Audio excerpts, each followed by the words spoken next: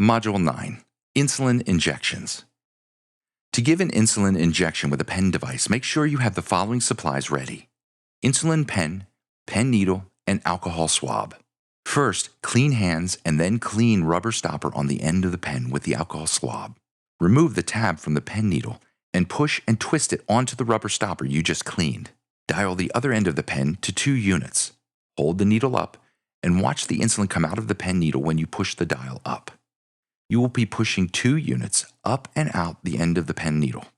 If you don't see insulin drip out of the end of the pen needle, then you will need to repeat this priming step until you see the insulin come out the end.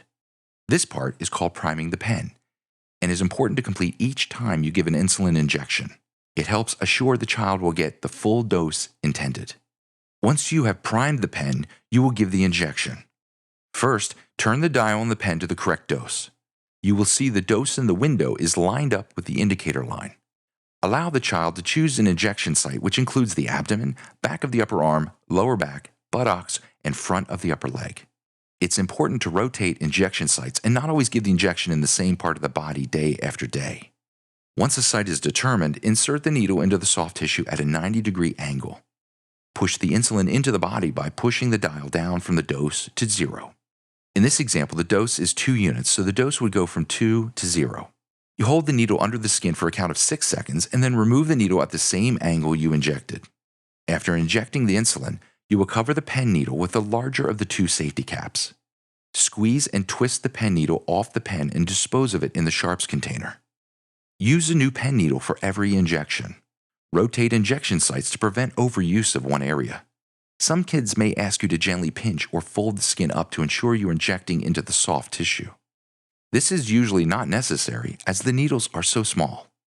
If you see insulin on the skin after your injection, it is probably best not to fold up skin and make sure you're holding the needle under the skin for a full 6 seconds.